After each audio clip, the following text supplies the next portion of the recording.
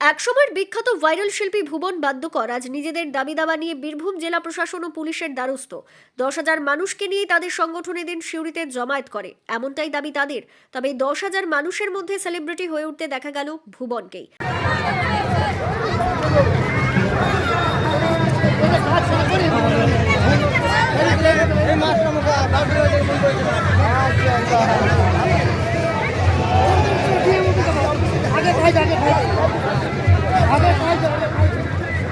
আসলে এদিন ভারতীয় ডোম সমাজ বিকাশ পরিষদের একটি ডেপুটেশন কর্মসূচি ছিল।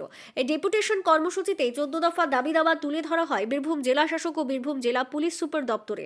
আর এই ডেপুটেশন কর্মসূচিতে ডোম সমাজের অন্তর্ভুক্ত এবং সংগঠনের সদস্য হিসেবে কাঁচা বাদাম গানের স্রষ্টা ভুবন বাদ্যকর উপস্থিত ছিলেন।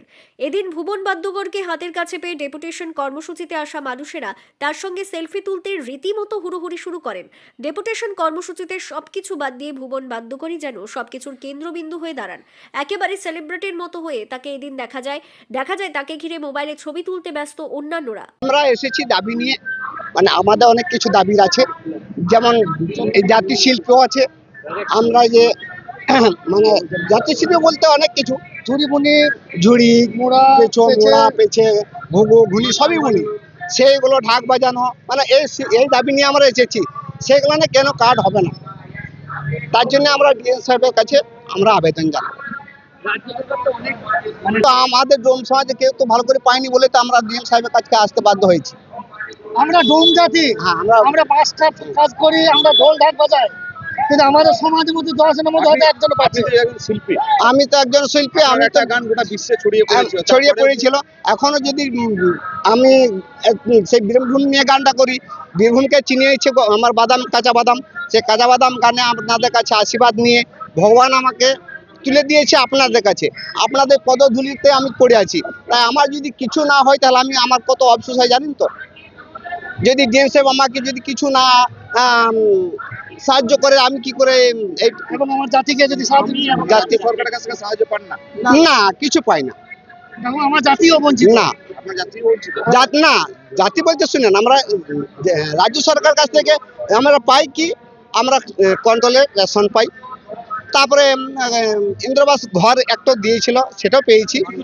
হ্যাঁ, কিছু কিছু পেয়েছি।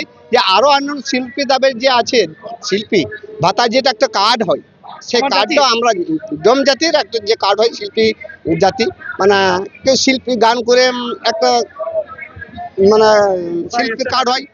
আমরা মোটামুটি 10,000 10,000-এর উপরেও হতে পারে।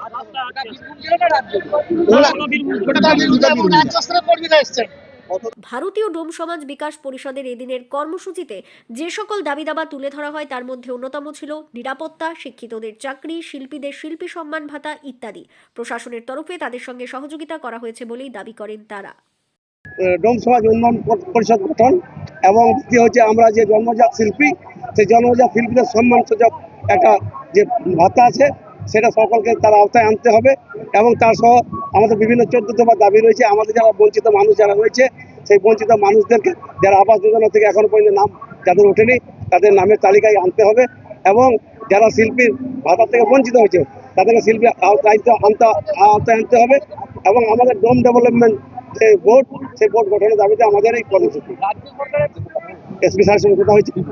আমরা যারা নিরাপত্তাহীনতা যারা যেসব মানুষ আমাদের ঘুরছে, বিভিন্ন কাজে আমাদের যা হয়রানি করা হয়, তাদেরকে আমরা এসপি সাহেবের কাছে বলেছি যে আমাদের মানুষ, আমরা যারা সমাজে কাজ করতে যাই, তাদেরকে বিভিন্ন জায়গাতে বিভিন্নভাবে হয়রানির শিকার হতে হয়, সেটা যেন উনি দেখেন। তো উনি আমাদেরকে কথা দিয়েছেন, উনি দেখবেন এবং আমাদেরকে আশ্বস্ত করছেন।